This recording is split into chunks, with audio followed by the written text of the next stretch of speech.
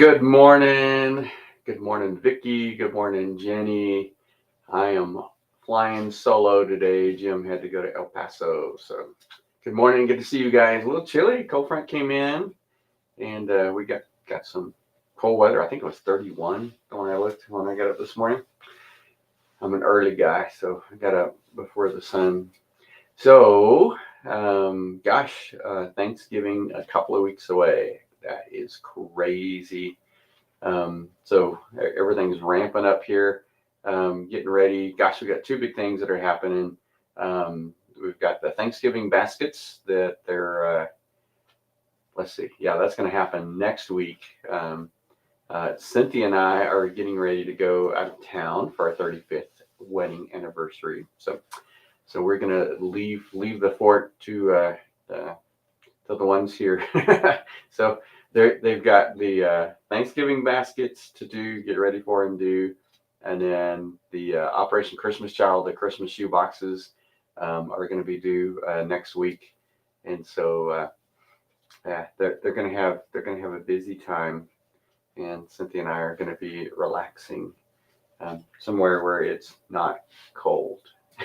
Although I don't mind the cold, I'm a hoodie guy, so I used to like only the pullover hoodies, but now I like these.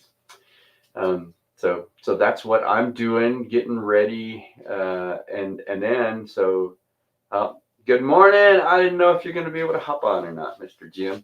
Good morning from El Paso.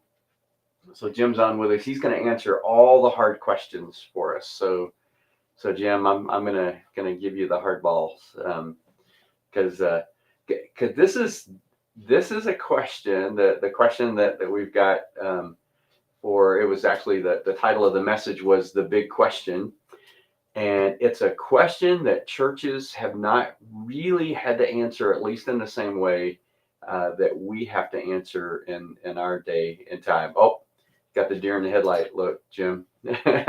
so let's just go ahead and, well, first let me say, so Cynthia and I are going to be gone. They've got all that happening, and then Cynthia and I are going to get back the week of Thanksgiving. So Thanksgiving is just a couple of weeks away. That is crazy to me. 3 weeks from tomorrow, is that right? Or 1 week from tomorrow? So we got tomorrow. No, 2 weeks. 2 weeks from tomorrow is Thanksgiving. I think I've got that right. And then before we know it, Christmas will be here. So time's flying. But here's the big question that we have to ask, and I termed it as the question that every church must answer. Now I say that there are always exceptions. There are some churches that don't have to answer this question, and I'll tell you what churches they are. Well, not specifically. I'll tell you what kinds of churches they are. And that only makes it more important that we answer this question. In every established church, every church that's been around for a while, we've been around for 2026 will be our 125th anniversary as a church. So we've been around for a while. Every church that's been around a while will have to answer this question. Are you ready? Here's the question. How will we hand the church off to the next generation? So let me ask you guys a follow-up question as we start to dig into that one. Why do you think that churches in the past, and I'll say 20 years ago and more, why do you think our parents' church and their parents' church and their parents' church? I'm thinking my great grandfather was a deacon in the first church that I served in as youth minister, and it was great grandfather. My great grandfather was a deacon in the church that I served in as youth minister in the church that Cynthia and I got married in. Why do you think those churches didn't have to answer this question? And why do you think we do now? Those two questions are tied together. So Jim, there's your hardball. Whoops, just lost my chat. By the way, of course, Restream has moved all the buttons, so it took me a little bit to get going this morning. That's why y'all had like a 1 minute countdown instead of two. So why do you think churches in the past, so our parents and our grandparents and our great grandparents' churches, why do you think they didn't have to answer the question, how do we hand the church off to the next generation, or why it wasn't so crucial for them? And why do you think it's crucial for our church and for churches like ours who are established, been around a while?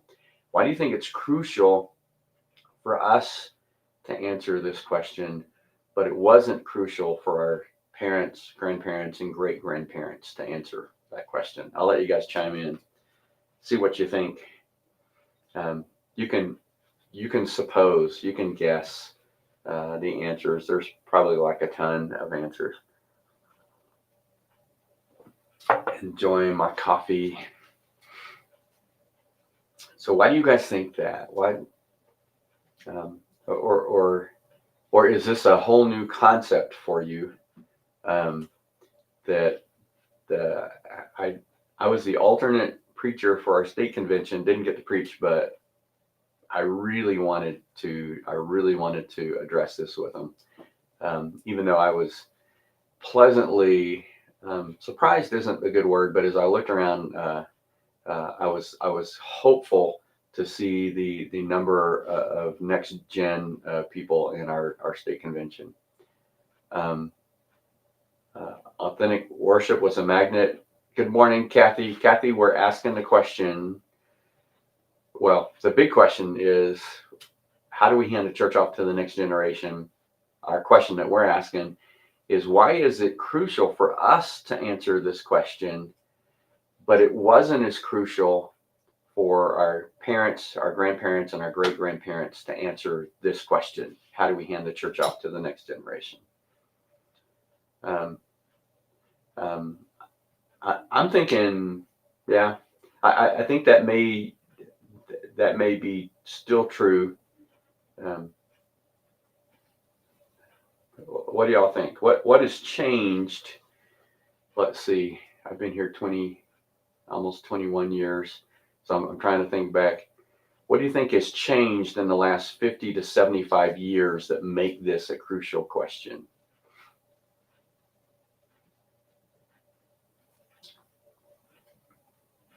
A gap in style, maybe covered by transparency. I think the word gap is crucial in that sentence, Jim. So Vicky's pressing into some cultural things. So in ages past, so 50 plus years ago,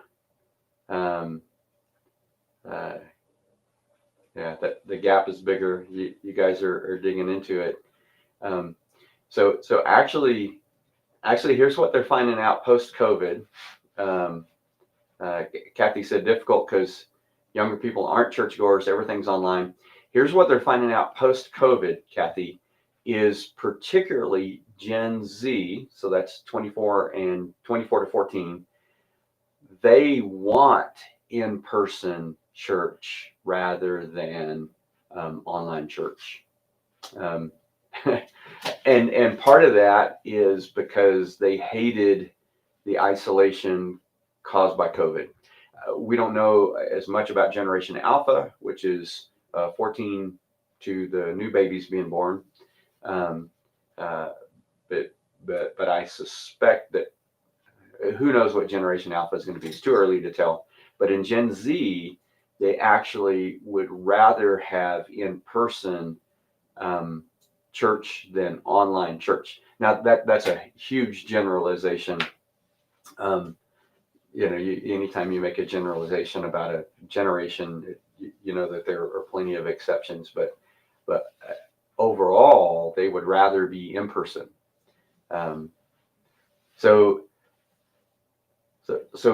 So Vicky kind of hit on something that I think is maybe the hinge pin, and then there are a bunch of reasons that are related to this one. Here's what I think the biggest thing is. My great grandparents' church, my grandparents' church, and my mom's church. Dad didn't go to church when he was young. But those three generations, not much really changed in church. Uh, Church was pretty much the same. Um, the the generations changed, obviously. So we're talking my great grandparents. I don't even know what would be before the silent generation, but that was them. Then the silent generation, um, and then my dad, I guess traditionalist. I don't know what you call him. My dad was born in 32.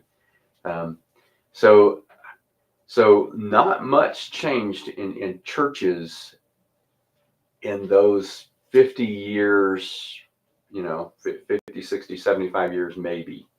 Um, Now, probably the big change between my great grandparents and my grandparents would have been electricity. They probably didn't have electricity in churches. And this church, I thought it was cool that I got to serve in the church that my great granddad was a deacon in. That was awesome. That's where Cynthia and I got married. But not a lot changed. Think about the change. Telephones came along, and not cell phones, landline phones. And some of you lived in rural areas. Remember the party line, and you had to listen to the ring. I grew up in the city, so we didn't have that, but my cousins did, who lived in East Texas. Um, and so, not a whole lot changed. If you think about technology, there were some technological advances, but not a lot changed in that 50, 75 years. Starting, and this is just anecdotal, my anecdotal experience, but starting in the 80s, particularly the mid 80s, the way we did church began to change. Um, and so I said this, I think, on Sunday. Children's ministry, student ministry, men's ministry, women's ministry began to come into their own. Before then, um, it was pretty much the same. Um, yeah, and the need always does. But here's the huge difference. The way people perceive things hadn't changed. It was, the handoff was basically seamless. Um, uh, when my great grandparents handed off the church to my parents, which usually happened when they passed away, that was how that happened. Um, they didn't change. The church was still the same. It was the same for my grandparents as it was for my great grandparents. The same for my parents as it was for my grandparents. It didn't change. It was seamless. But think about the technological changes that we have experienced just in the last 20 years. Um, when I came here, this church still had dial-up internet. I'll let that sink in a second. When I came here, this church had dial-up internet. We had not too long, the church that I came from, it hadn't been that long that we had changed, and that was in the city, that we had changed to DSL there. It was a large church. Um, but a lot of churches still, a lot of people still had dial-up internet. Can you guys imagine?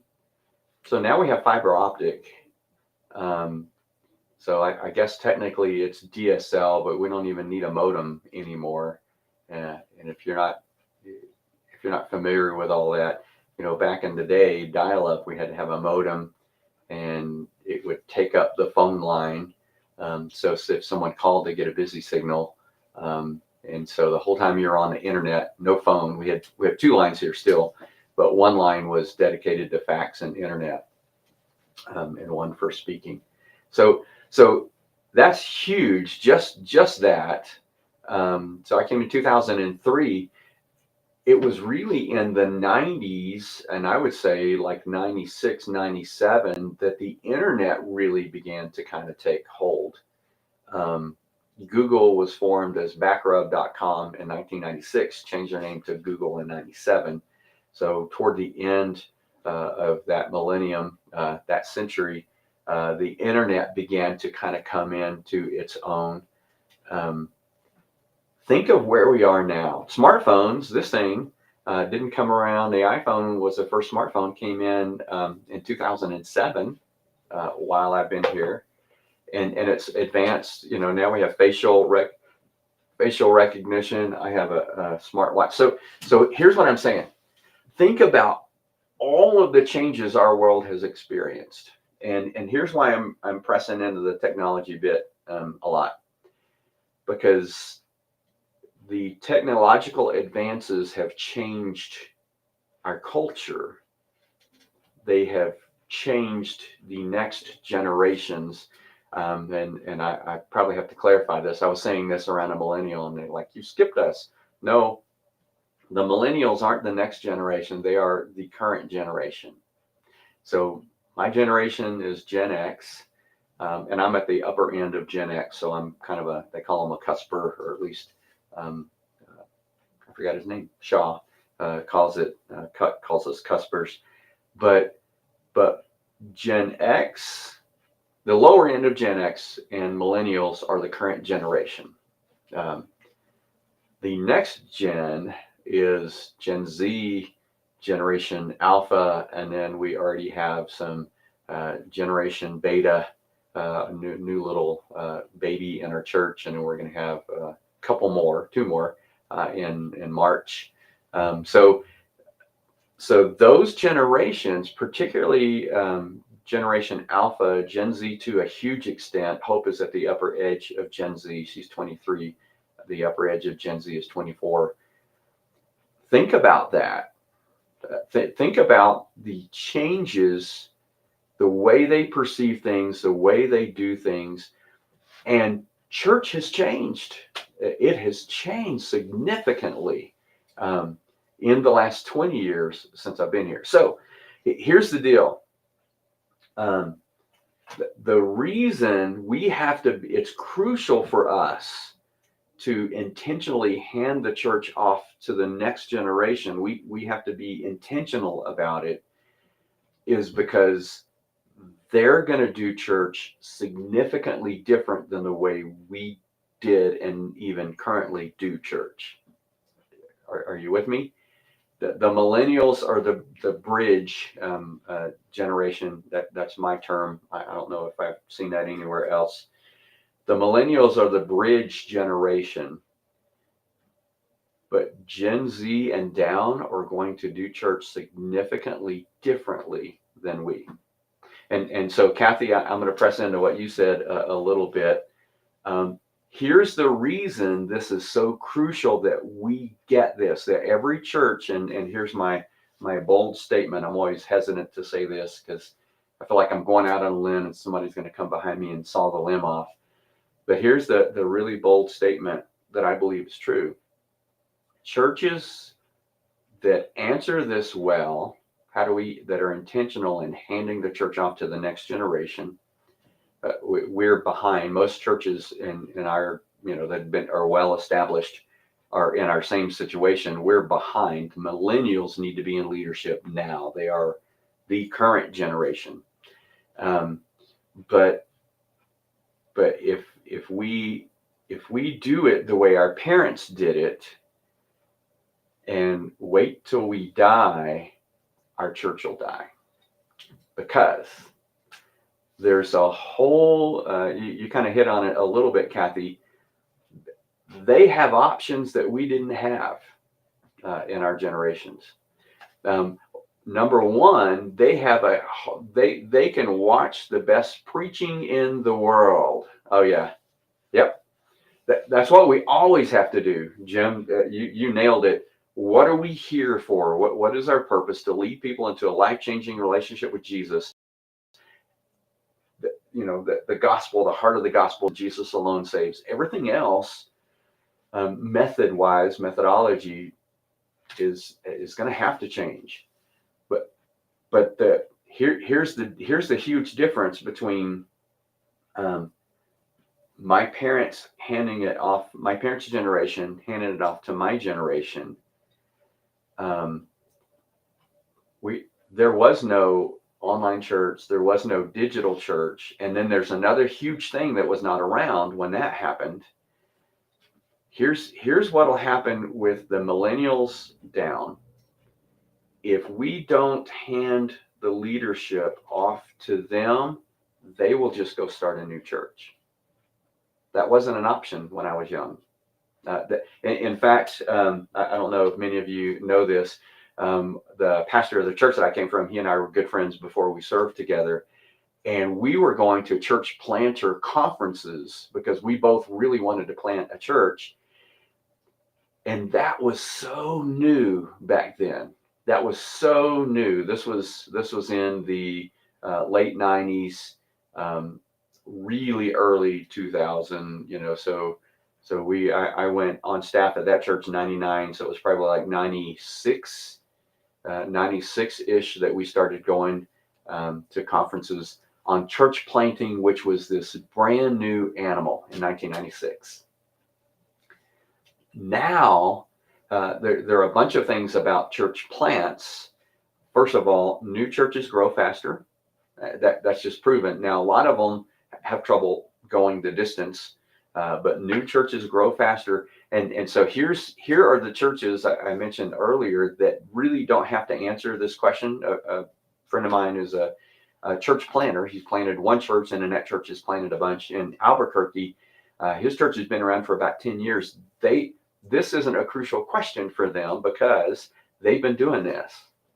Because he's a church planter. What does a church planter do?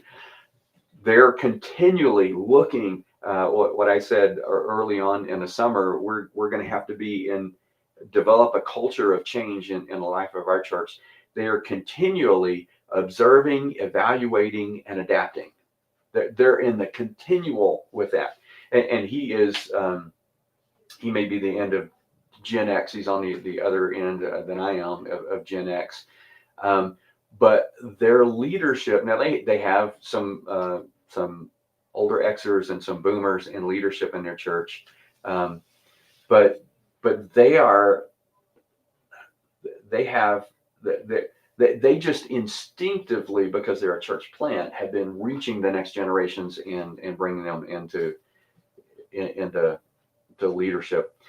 Jim, that's a really good analogy. And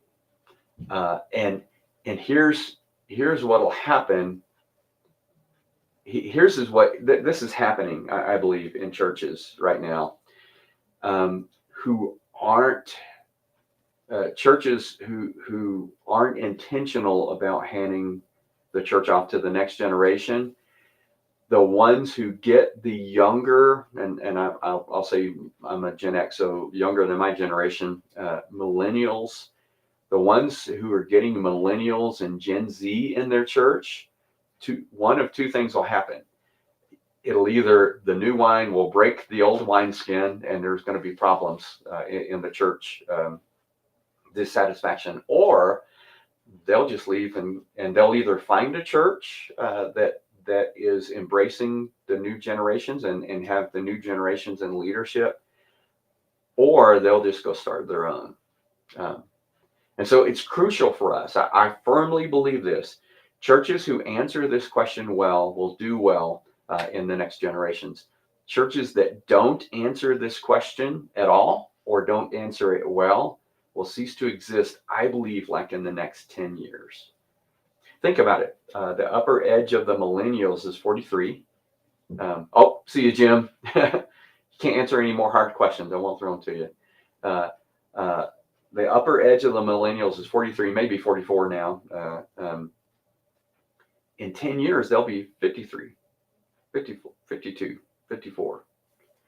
And they're not going to wait that long.